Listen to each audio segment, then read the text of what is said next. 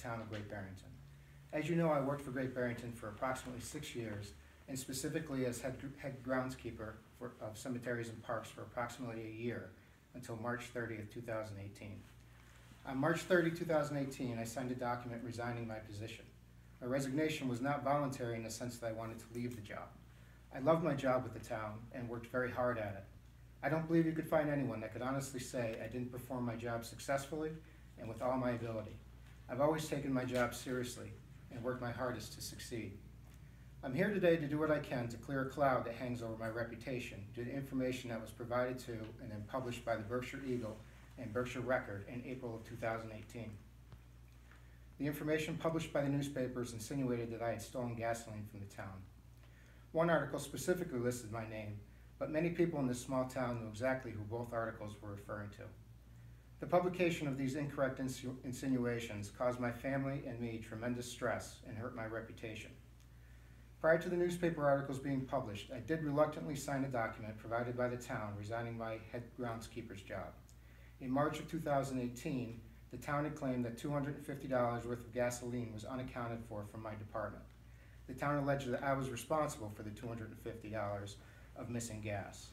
The town's conclusion that gas was missing was reportedly based on gas cans being filled later in the year than had previously been done, and that more gas was used than in previous seasons.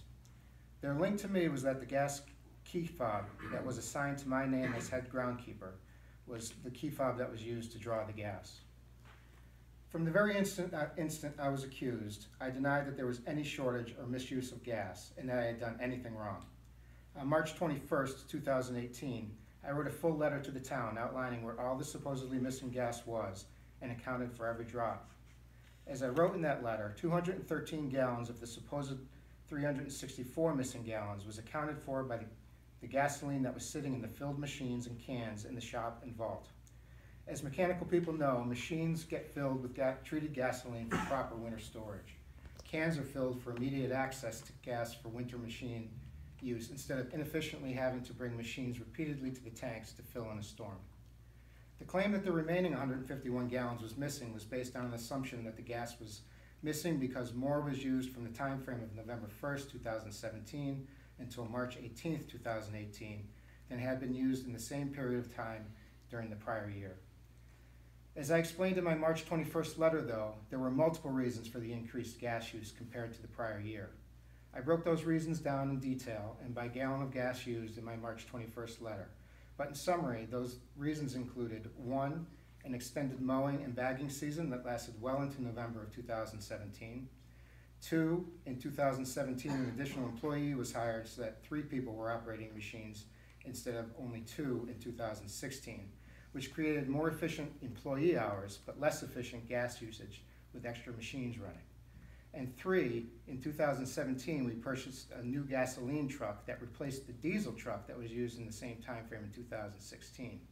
So gasoline was used for the truck in 2017 instead of the diesel used in 2016 whenever we hauled the machines to and from work locations and performed other work.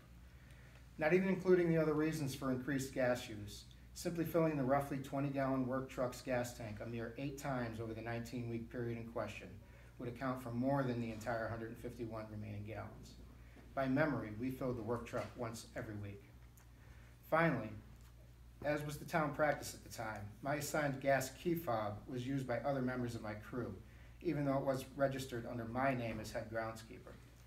One example of the crew using my fob can be seen in town records that show the fob was used to pump gas when I was away from the area on vacation. But let me be clear that I do not believe that anyone else took gas improperly either. I believe all the gas was always present and accounted for. But blaming me for any supposed shortage because the fob was listed in my name was not supported by the facts. So the question remains, why did I resign? The newspaper articles insinuated I resigned because I was caught. That is 100% wrong. I signed the agreement to resign because I was informed that I was being placed on unpaid leave. My union representative told me it would be a year or more before I could get to an arbitration to win the dispute, but that if I agreed to leave my job by signing the agreement, I could receive unemployment benefits. I was assured that the matter would not be discussed beyond my signing the paper agreement and that nobody would say I did anything wrong, which I didn't. The resignation agreement that I signed did not state that I admitted to any wrongdoing, because I did not. In the end, I received tremendous pressure to sign the resignation agreement or lose the deal we had. I signed the agreement under that pressure because I could not financially afford to go a year more without pay. I did not want to drag my family through at least a year of financially supporting me and the hardships that would cause them. Fortunately, I eventually was able to get beyond what happened to me. I'm a proud father now and work with people I'm very fortunate to be associated with. I hope only that what happened to me will not happen to anyone in the future. I hope also that with this statement, people will realize that what was published about me was untrue. I worked hard for the town and am innocent of the allegations insinuated against me. I denied any wrongdoing then, and I always will. Thank you for the opportunity to be heard. Thanks. Anyone else for citizen speak?